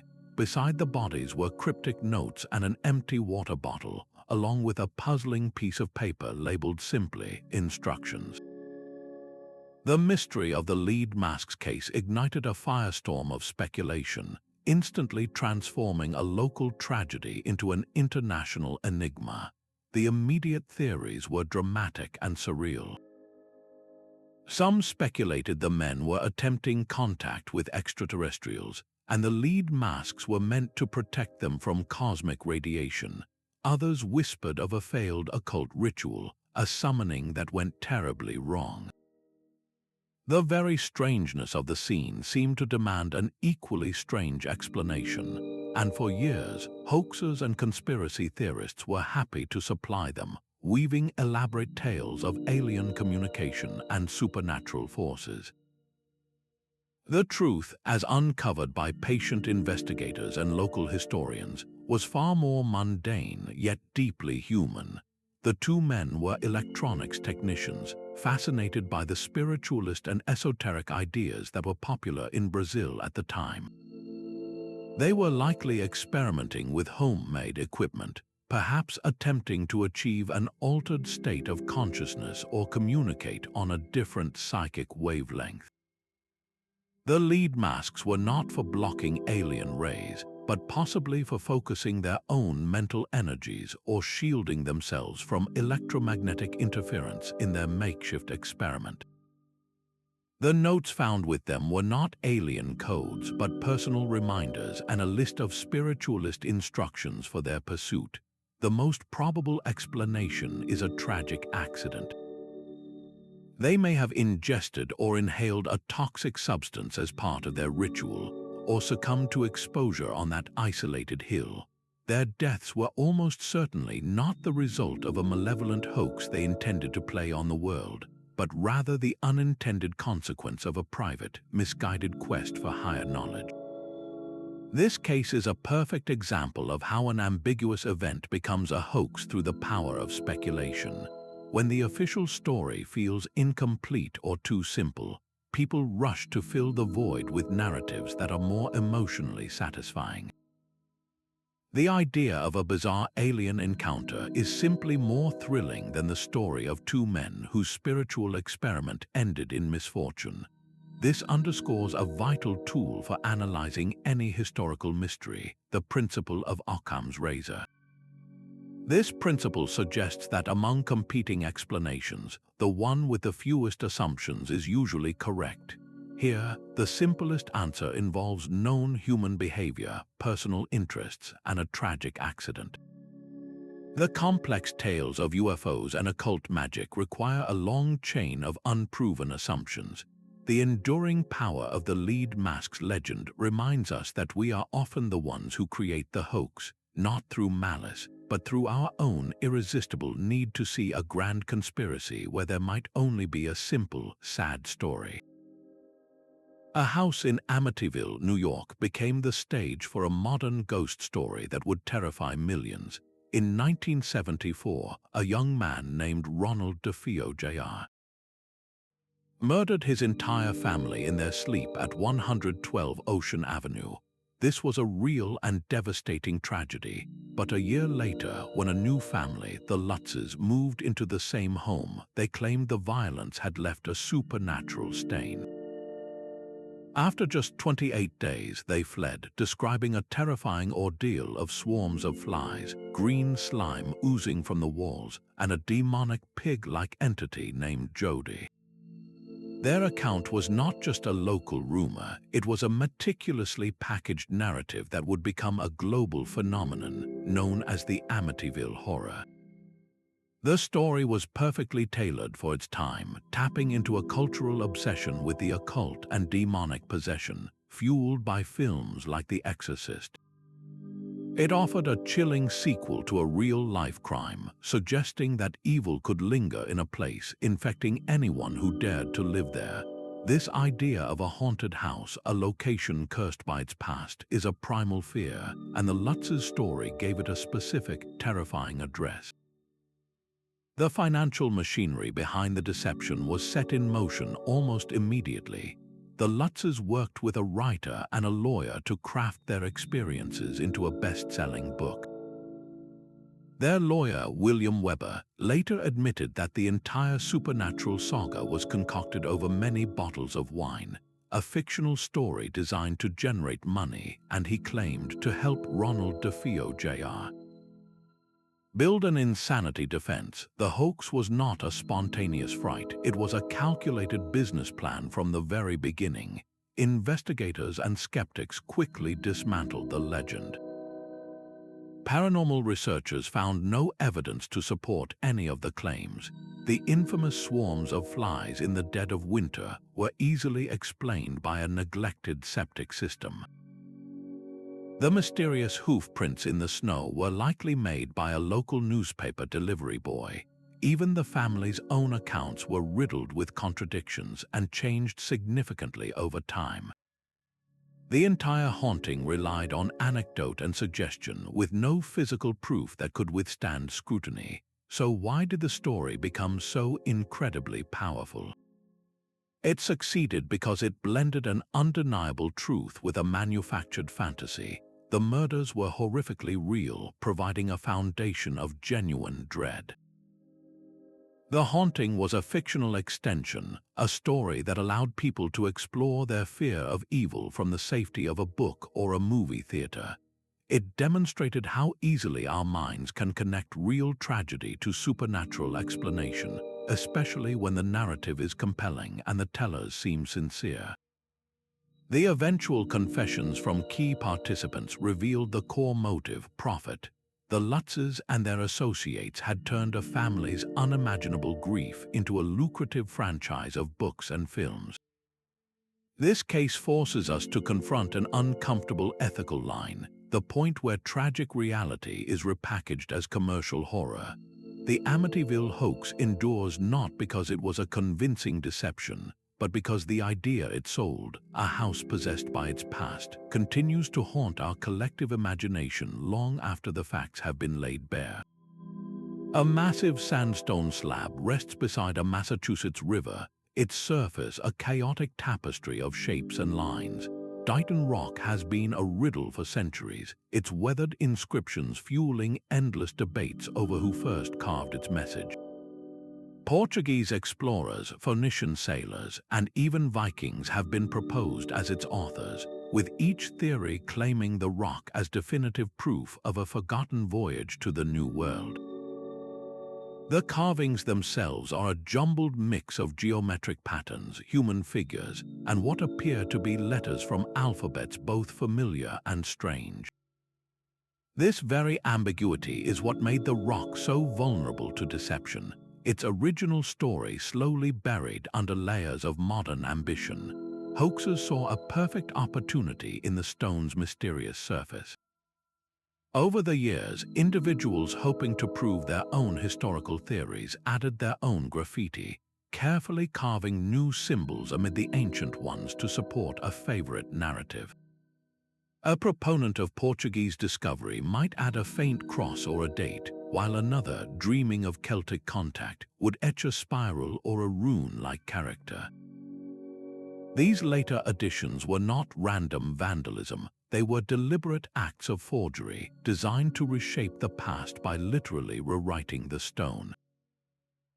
The result was a palimpsest of lies, where authentic indigenous petroglyphs were interwoven with modern fakes, creating a single, confusing artifact that seemed to support a dozen different histories at once. Scientific analysis eventually cut through the noise.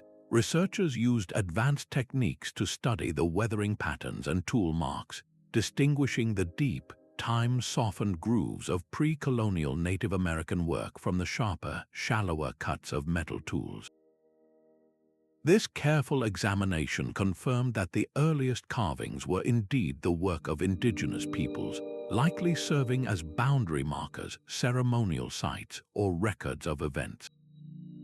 The fantastical tales of transoceanic contact, however, were built upon the fraudulent additions, the clever scratches added centuries later to make the rock say what someone wanted it to say.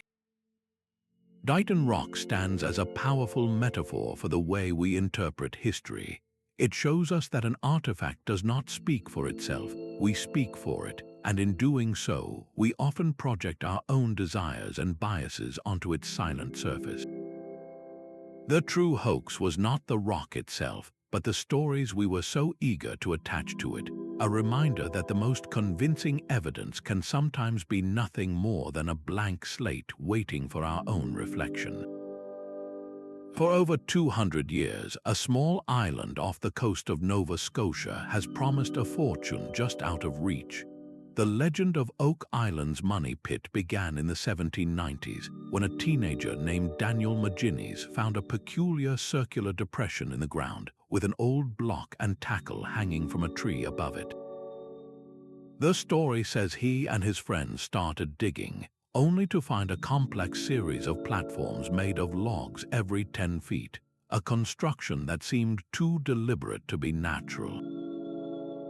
This simple discovery ignited a treasure hunt that has consumed lives and fortunes ever since, fueled by a narrative of booby traps, cryptic inscriptions, and historical conspiracies. Proponents of the legend have claimed it holds everything from Captain Kidd's pirate gold to the lost manuscripts of Shakespeare, or even the holy treasures of the Knights Templar. Each new expedition claimed to find tantalizing clues, from a stone slab with mysterious symbols to fragments of gold chain and bits of parchment pulled from the murky depths. Yet, despite this parade of suggestive evidence, the central treasure chest has remained stubbornly absent. The so-called evidence is often perfectly ambiguous. A piece of coconut fiber could be from a pirate's rigging, or it could have washed ashore from a passing ship. A tool fragment might be centuries old, or it could have been dropped by a previous excavation team.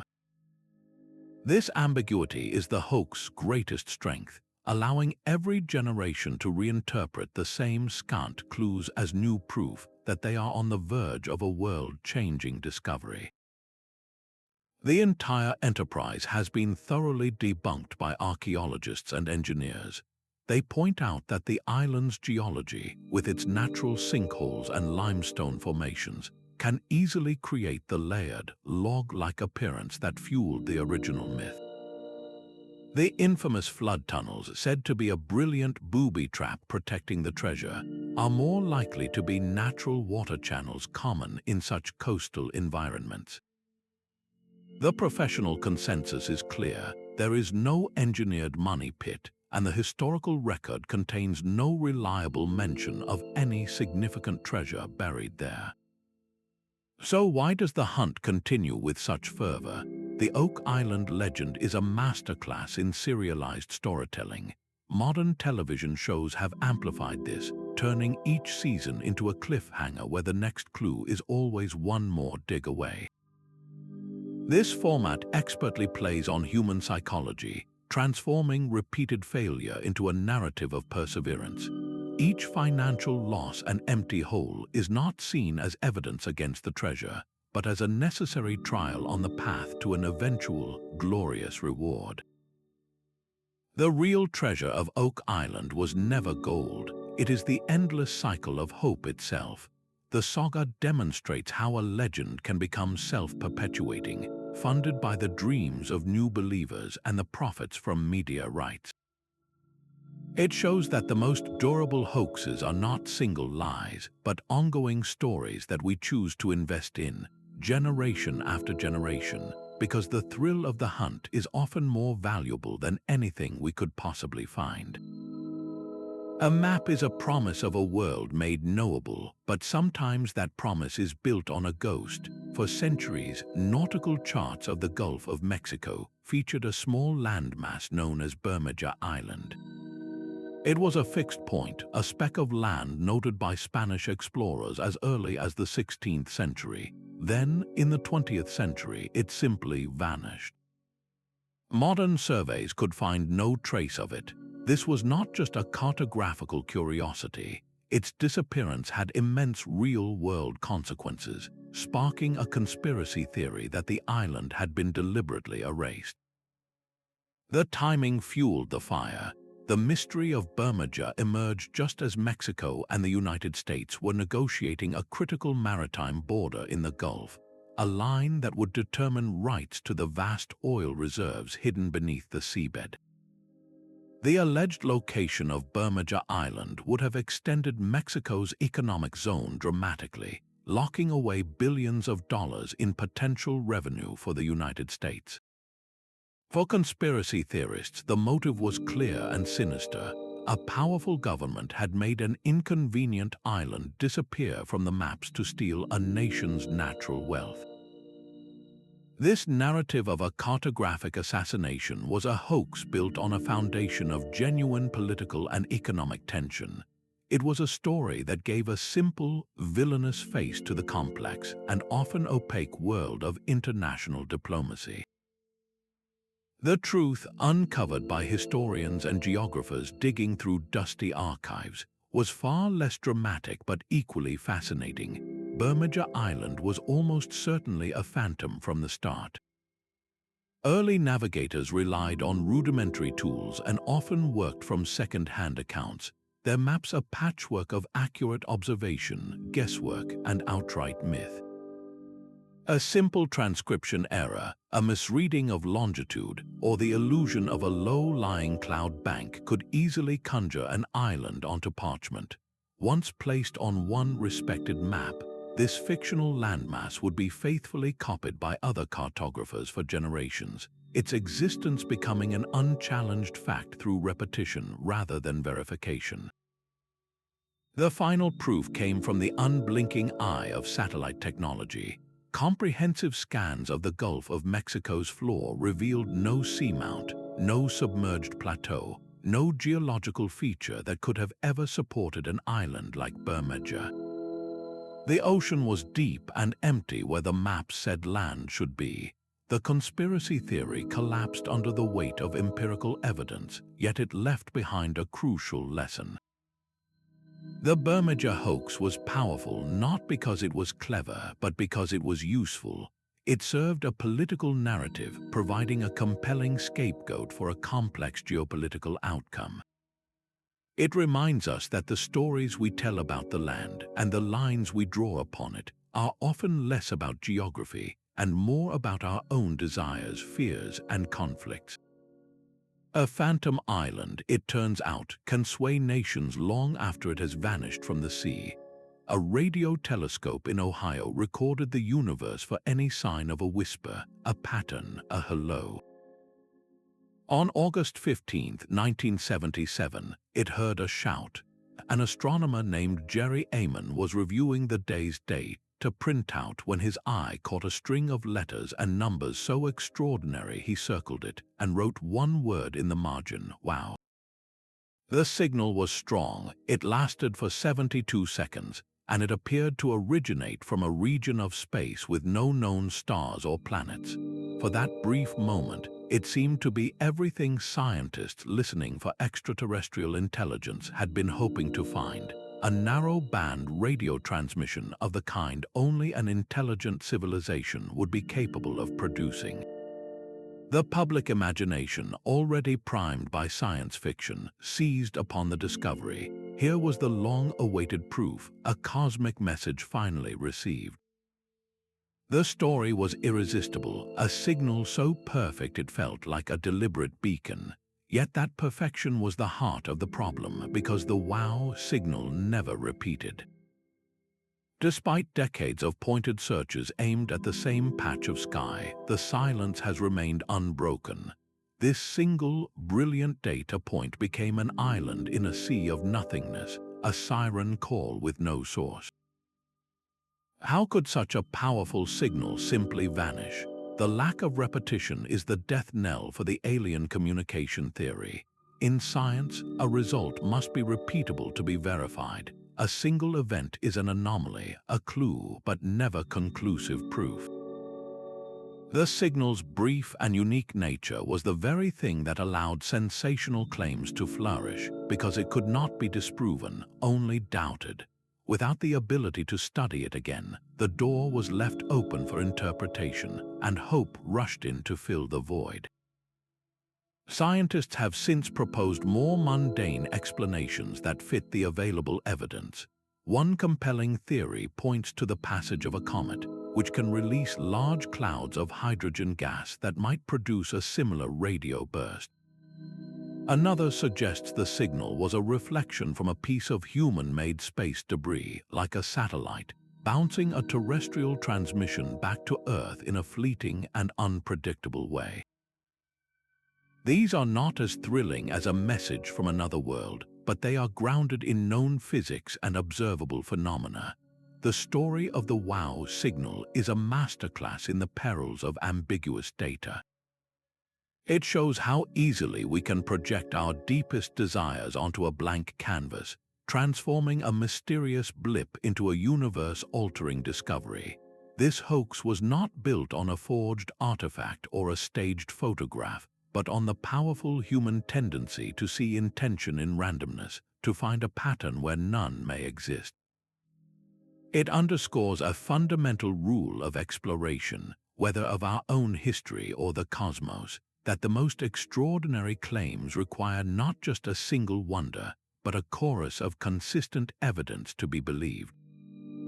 Granite monoliths stood in a Georgia field for over 40 years, etched with 10 guides for a future age. The messages, carved in 8 languages, spoke of maintaining humanity under 500 million and balancing reproduction with diversity. Their anonymous sponsors, a mystery from the start, left only a pseudonym, R.C. Christian. This deliberate ambiguity was the kindling for a fire that would eventually consume the stones themselves. In 2022, an explosion damaged the structure, and later the entire monument was dismantled. Authorities swiftly identified the act as vandalism, the work of individuals who found the guidestone's messages disturbing or objectionable. It was a straightforward crime of ideological destruction, yet before the dust had even settled, a very different narrative was being assembled online. Hoaxers and conspiracy theorists inflated this isolated act into a grand, sinister plot. They claimed the destruction was not the work of rogue vandals, but a false flag operation orchestrated by the very global elites the guidestones were said to represent. The demolition was framed as a staged event, a predictive warning of an impending apocalypse or a cover-up for the monument's true, hidden purpose. These narratives preyed upon the public's legitimate unease. The guidestone's original messages about population control were unsettling to many, and the anonymous sponsorship fueled endless speculation about a shadowy group attempting to steer humanity's future. The hoaxers did not need to create a new lie from scratch. They merely needed to twist an existing, complex reality, offering a simple and thrilling explanation for a confusing event. Monument conservation experts and law enforcement investigators found no evidence to support these elaborate theories. Their reports were consistent and clear. The damage was the result of explosive devices planted by individuals acting alone, motivated by their personal opposition to the monument's text. There was no trace of a coordinated campaign, no secret messages left behind, and no connection to any clandestine organization. The factual account was far less dramatic than the viral fiction, and for many, that made it less appealing. This case is a perfect blueprint for the modern hoax. It begins with a real, ambiguous event, one that generates genuine public curiosity and concern. Hoaxes then inject a layer of manufactured intrigue, weaving a complex story that offers the illusion of insider knowledge. They exploit our fear of the unknown and our distrust of authority, creating a narrative where random acts are part of a deliberate, hidden design. The Guidestone saga forces a difficult question. Are we more comforted by a chaotic world where individuals commit senseless acts, or by an ordered one where a sinister intelligence, however malevolent, is secretly in control? The stones are gone, but the stories invented to explain their end continue to circulate, a powerful reminder that in our digital age, the most durable monuments are not made of granite, but of speculation and fear.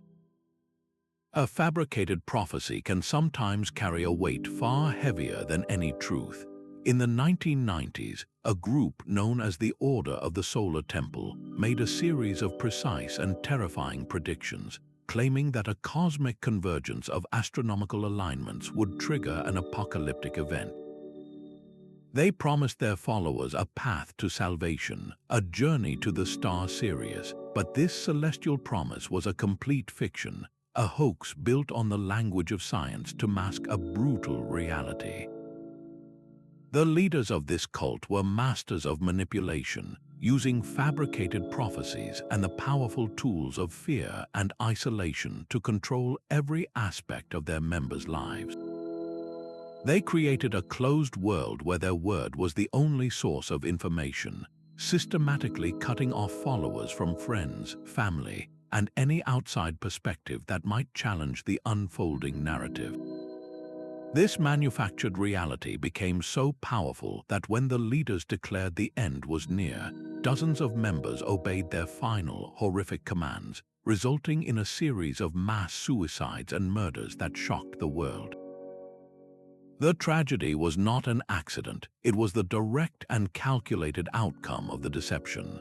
Experts in religious studies and psychology point to this case as a textbook example of how such deceptions exploit fundamental human vulnerabilities.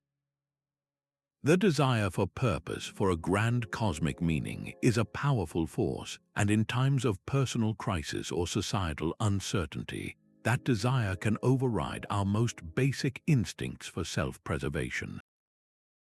The cult offered a simple, if terrifying, answer to life's complexities, a clear enemy and a glorious destination, and that clarity proved fatally attractive. When scientists later examined the cult's claims, they found the supposed astronomical alignments were either mundane celestial events or complete fabrications. There was no unusual planetary convergence, no divine signal in the stars. Yet for the believers, these ordinary occurrences were transformed into absolute proof of their leader's power. This is the ultimate triumph of a hoax, when the evidence of our own eyes is dismissed in favor of a story we have been taught to fear and revere. The Solar Temple serves as one of history's darkest cautionary tales, a stark reminder that the most dangerous deceptions are not those that merely trick the mind, but those that command the soul. It forces us to confront a difficult truth, that the line between faith and fanaticism is often drawn by the character of those who demand our belief and the price they ask us to pay. A warship vanished from its Philadelphia dock in a flash of green light. According to the legend, in October 1943, the USS Eldridge was the subject of a radical military experiment, using powerful electromagnetic fields to bend light and render the vessel completely invisible to the naked eye. The story goes much further, claiming the ship was not just cloaked, but instantly teleported to a dock in Virginia and back again, a journey of hundreds of miles in mere moments. The human cost was said to be horrific, with sailors driven insane or, in the most gruesome accounts, fused alive into the metal bulkheads of the ship itself. This terrifying narrative, however, is a complete fabrication, a patchwork of science fiction and deliberate lies. the real seed of the hoax was a mundane and highly classified naval project, but not for invisibility. The Navy was actively working on degaussing, a process that involves running an electric current through a cable around a ship's hull to neutralize its magnetic signature. This made vessels invisible to a new and deadly threat: magnetic mines lurking beneath the waves. The term invisibility was used, but in a specific technical context that was wildly misinterpreted and then deliberately twisted by hoaxers. The entire elaborate myth was born decades after the alleged event. In the 1950s, a man named Carl Allen began writing letters to the US Navy, claiming to have witnessed the Eldridge disappear. His stories were inconsistent and grew more elaborate with each telling, eventually incorporating elements lifted directly from popular science fiction of the era. He had no credible evidence, and his accounts were contradicted by the ship's own logs, which placed the Eldridge in a completely different location at the time of the supposed experiment. Physicists have thoroughly dismantled the feasibility of such an event. The energy requirements to bend light on such a scale, let alone teleport an object, far exceed anything possible with 1940s technology, or even our understanding of physics today. The idea that sailors could be fused with steel is a biological and physical impossibility, a horror movie image designed to shock rather than inform. So why did this story capture the public imagination and refuse to let go? The Philadelphia experiment emerged during the peak of the Cold War, a period defined by intense government secrecy surrounding advanced weapons like radar and nuclear fission. The public knew breakthroughs were happening behind closed doors, and this created a fertile ground for speculation. The hoax perfectly capitalized on this atmosphere, offering a tantalizing and frightening glimpse into a world of secret technologies that seemed almost magical. It blurred the line between fact and fiction, allowing people to believe that the government was capable of miracles it was hiding from the world. The myth's persistence in books and films demonstrates a powerful psychological truth. When official channels are silent or opaque, the human mind will eagerly fill the void with stories, and the most compelling stories are often the ones that confirm our deepest suspicions about power and secrecy. The Philadelphia experiment is not a historical event, but a cultural artifact, a testament to our enduring fascination with the idea that our reality is not what it seems. A best-selling book promised to rewrite human history with a single, sensational idea. Erich von Däniken's 1968 work, Chariots of the Gods, claimed that ancient wonders like the pyramids of Giza or the massive stone lines in Peru were not monuments to human genius, but landing sites and messages left by extraterrestrial visitors.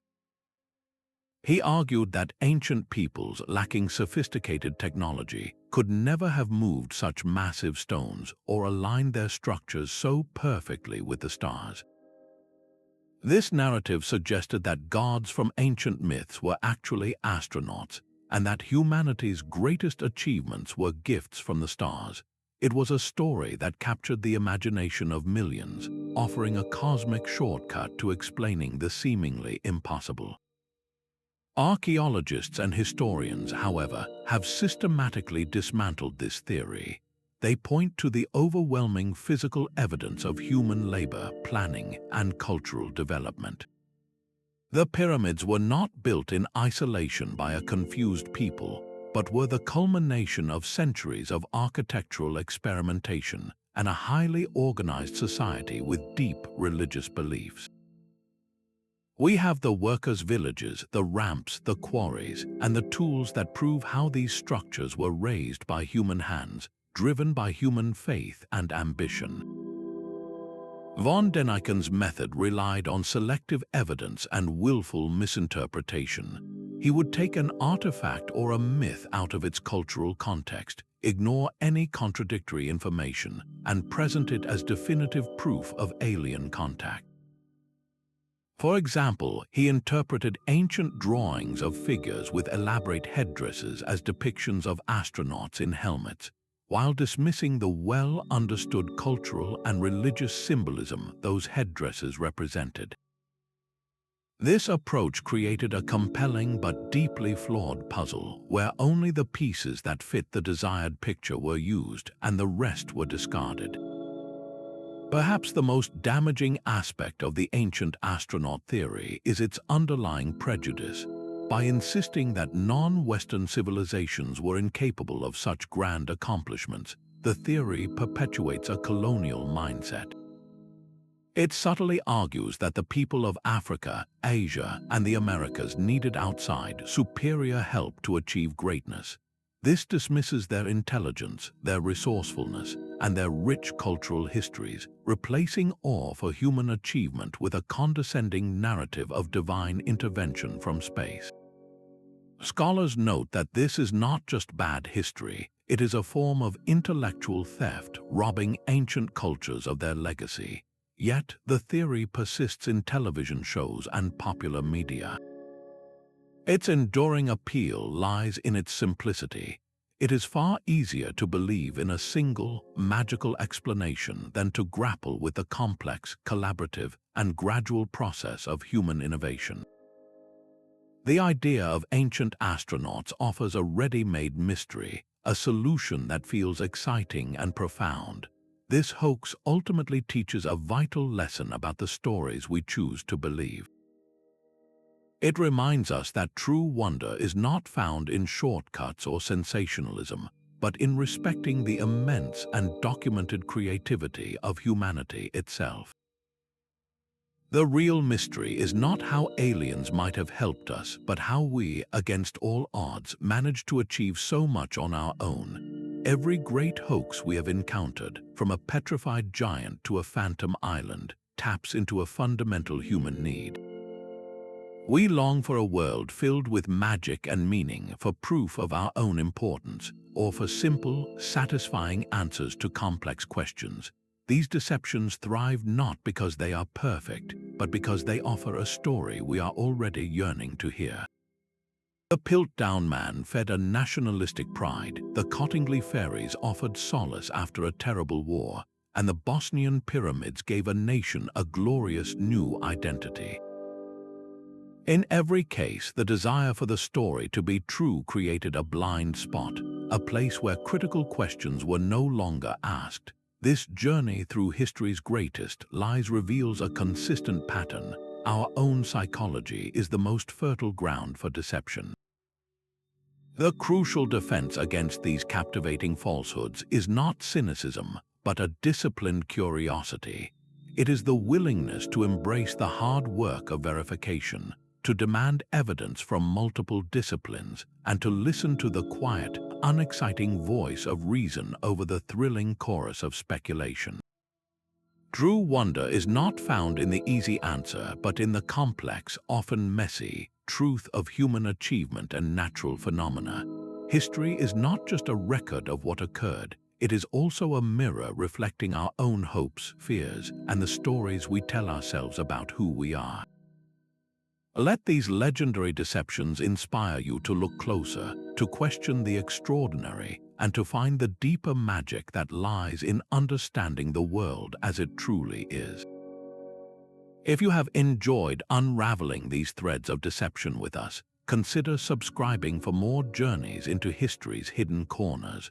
We would love to hear which of these great hoaxes surprised you the most, so share your thoughts in the comments below. Thank you for exploring the shadowy and fascinating world of historical